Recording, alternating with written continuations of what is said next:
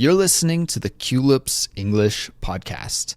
To download the study guide for this episode, which includes the transcript, detailed vocabulary explanations, real-world examples, and a quiz, visit our website, culips.com.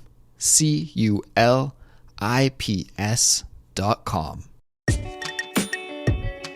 Hey everyone, my name is Andrew, and you're listening to Culips.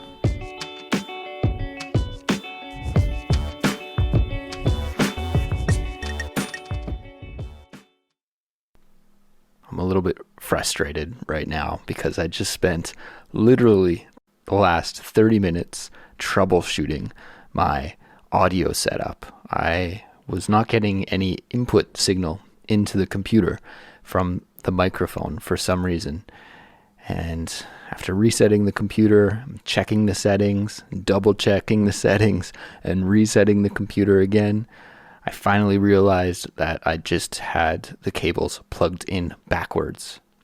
So that was a frustrating way to start this episode, but everything's good now and it's okay.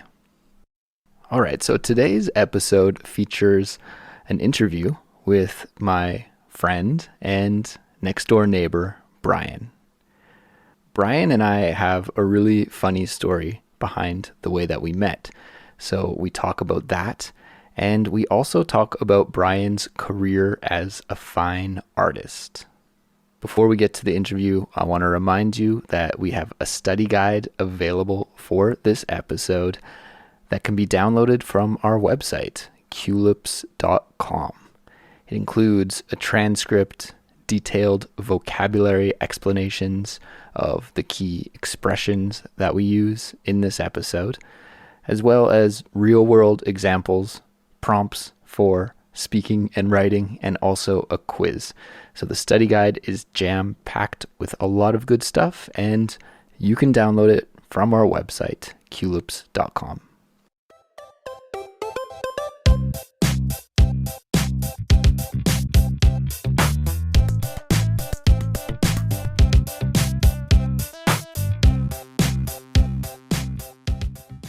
All right, so without any more delays, let's get right to the interview with Bryan.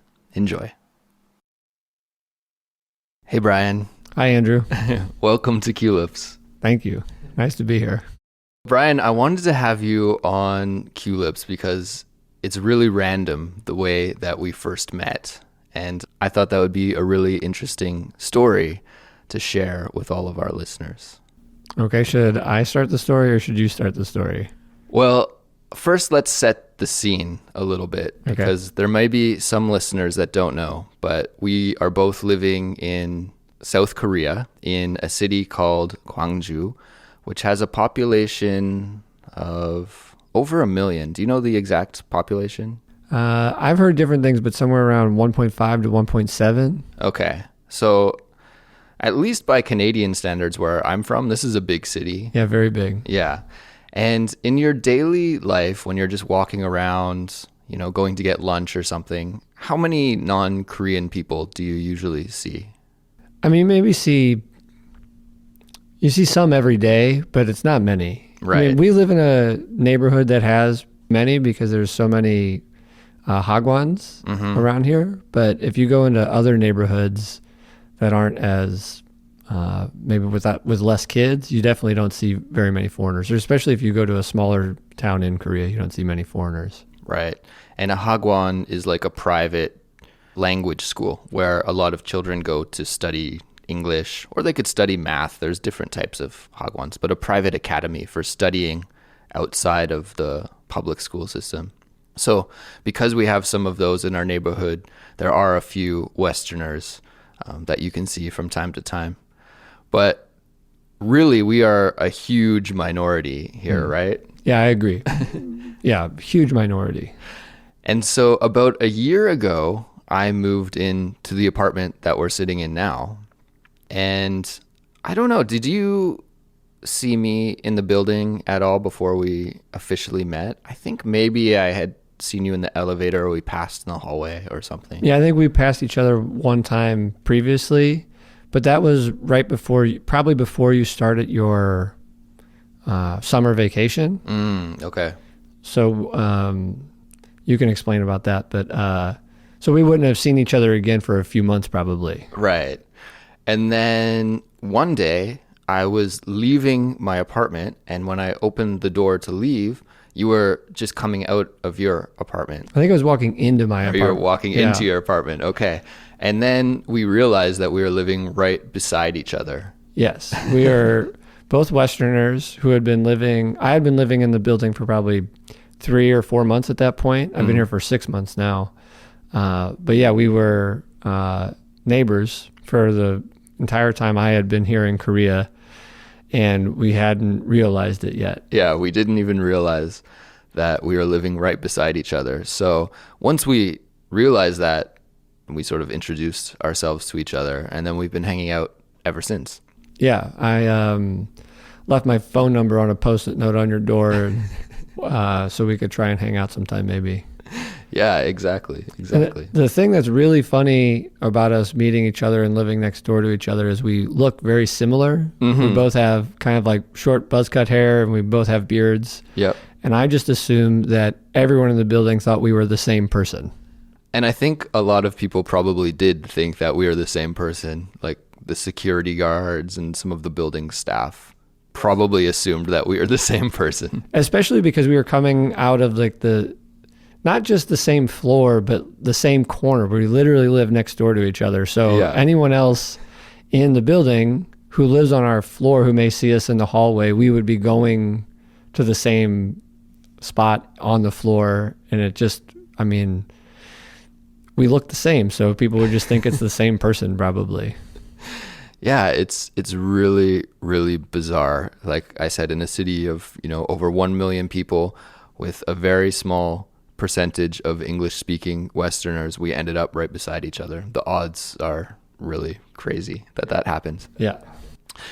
So anyways, Bryan, that's how we met. And maybe you could tell our listeners where you're from originally. Okay. I'm from the United States. I live in St. Louis, Missouri. It's a Midwestern town. People may be more familiar with Chicago, and St. Louis is about 4 hours drive south of Chicago, kind of similar from the distance of Gwangju to Seoul. Okay. St. Louis has a population of about 300,000 people for the city, so it's a big city in the United States, but by Korean standards, it's would be a smaller city for sure. Right, St. Louis. Yeah, I've never actually been there myself, but we have the Arch is like the landmark that most people know for St. Louis. And also, if like you're a baseball fan, they have a really popular baseball team called the Cardinals. I'm not a baseball fan, but lots of people do recognize that team. Also, the Chess Hall of Fame is in St. Louis, I believe. Yes, it is in St. Louis. Or the St. Louis Chess Club. One of them is in St. Louis. It's the Hall of Fame. Chess Hall of Fame, yeah. Okay. Very famous. They have a great YouTube channel that I watch sometimes. So that's why St. Louis is on the map for me. Yeah. Actually, the only reason I really know about the Chess Hall of Fame in St. Louis is because it also is a art gallery. Oh, okay. I guess the person who started it is a art collector, a big supporter of the arts. So there's a gallery, maybe like a small museum almost space in there as well, besides the chess, kind of museum associated with it. Well, this might be a good time to talk about art because I guess now you're teaching English, right? You came to Korea to teach English, but this isn't really your main gig, is it? No, my full-time job, I guess it's a full-time job back in the United States, is a fine artist. But as a fine artist, money is in, short supply and, inconsistent. So if you want to travel or do anything, more ambitious, you kind of have to get a job to do it. So, and I've had friends who have taught English in Korea in the past, so I knew that was an option for traveling, and it was a good time in my life to kind of apply for it and see if I could do it. Cool. So I guess that's why we have the expression starving artist in English, right? Yeah, I mean, I'm not starving, but it's certainly, not rolling in the dough either. Right. And if you want to be an artist, you really have to dedicate a lot of time to it, which doesn't leave you a lot of time for, another job to make money. So, right. Fine artist. What does this mean? Fine artist. I guess it means that I do have some like college training, education in the arts, and I'm not doing, illustration or design work. I'm making paintings and sculptures that, have a technical and like aesthetic quality to them, but also like some conceptual background to them as well. So I have also a lot of friends that say that they're artists.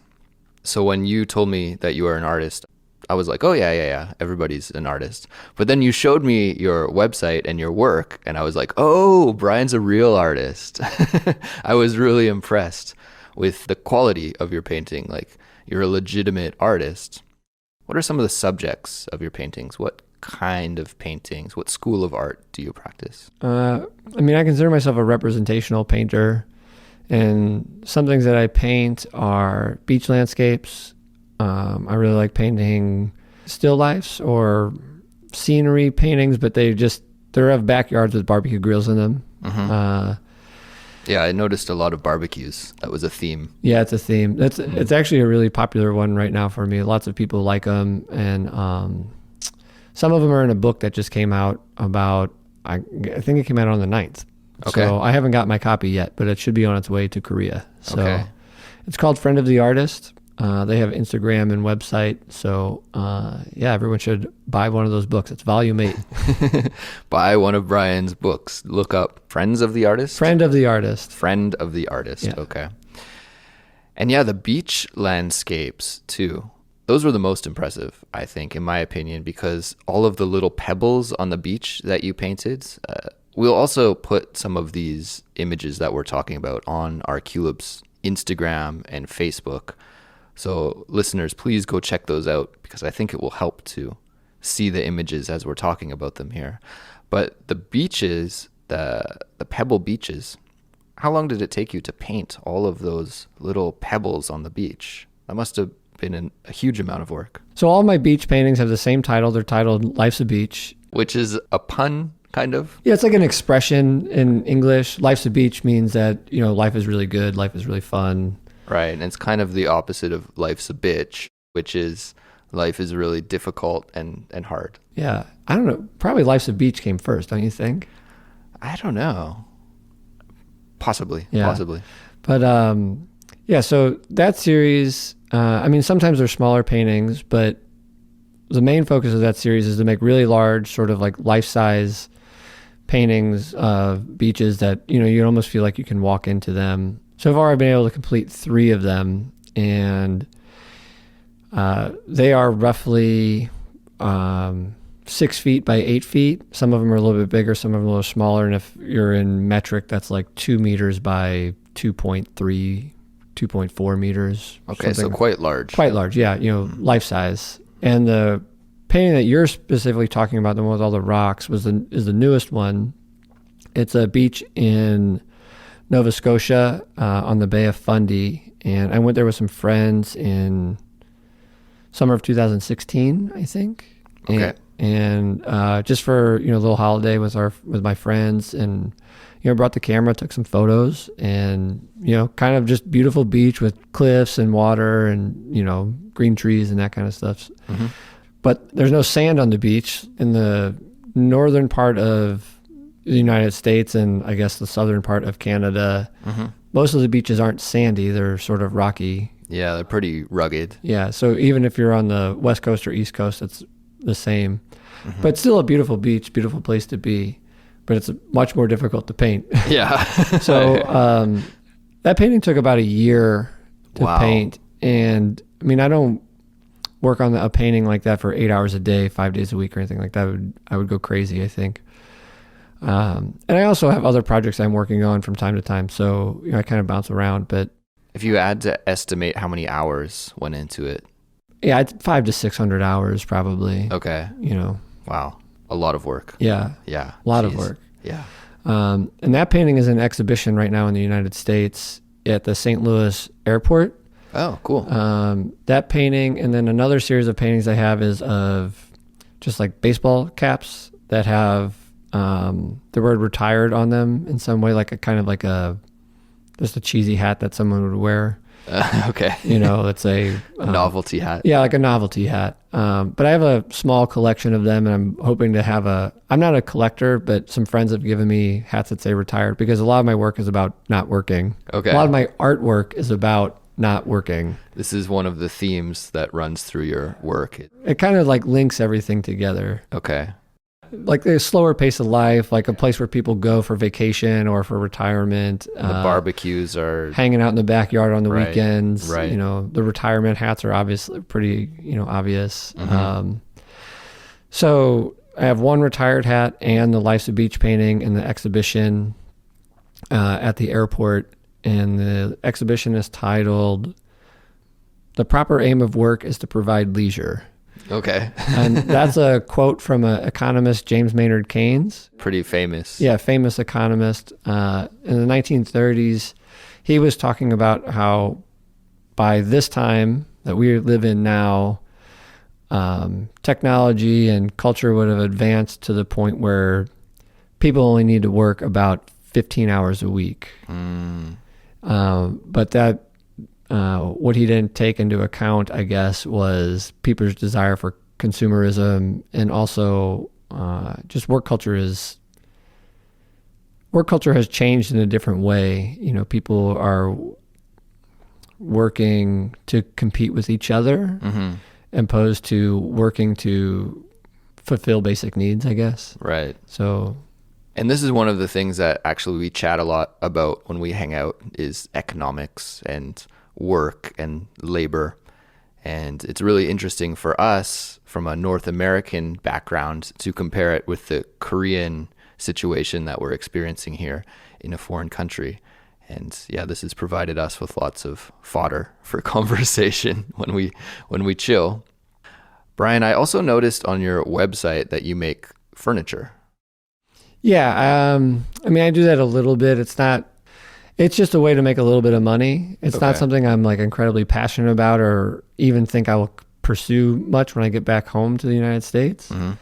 But at least I not pursue in a sort of business sort of way. I'd like to make my own furniture, and maybe if someone wants to commission something, I'll take on a few jobs. But it does take up a lot of time and space in my studio, and it kind of interferes with my art practice. Okay. So I'm trying not to do that as much. Phasing it out. Okay.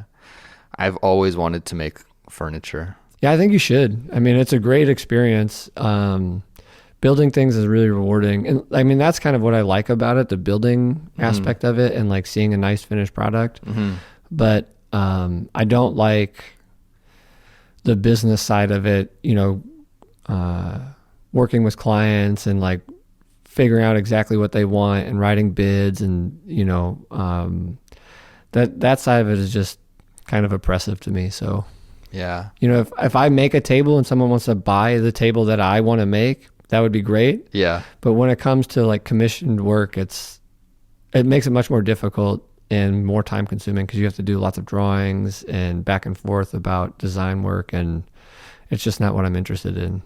I've always thought that people that can make their own furniture are really cool. Like, I was hanging out with my friend once in Victoria, where I went to university, and he was like, "Yeah, I'm going to make a chair today. You want to come help me?" And I'm like, "I don't know how to make a chair." But then we just went to the store, bought some wood, bought some nails and stuff, and he like put it together in like 40 minutes. It wasn't an extremely beautiful chair or anything, but I was very stoked that people can do that, because I have no handy skills really.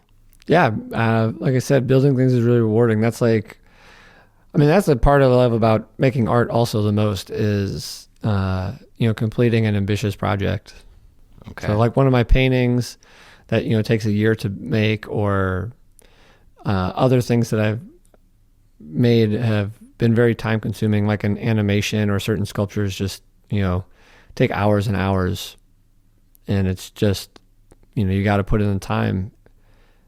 Once you've been working on something for hours and hours and hours, like the technique is sort of muscle memory. So it's not that challenging from a technical standpoint. It's really like the marathon of just getting it finished. Right. So But then like when you get close and you can start to see the end, and it's just like, oh my God, I'm going to finish this. It's going to be so good. You receive some motivation when you approach the finish line. Yeah, it's really like almost like an emotional experience for me to like finish something that's like really ambitious in scale. Yeah. Okay. So Bryan, like I mentioned, we will post some of your images on our social media accounts, but where can people find your social media accounts and your website? Where should they go? On Instagram, it's at Bryan DePauli Art. Okay. And how do you spell that? BRIANDEPAULIART. Okay. And then my website is BryanDePauli.com. So BRIANDEPAULI.com. Perfect. So listeners, if you are fans of art or art collectors, go visit Bryan's sites and buy his paintings. Yes, for sure. All right. Thank you, Bryan. Hey, no problem, Andrew. Thank you. Yeah, we'll talk to you later. Bye.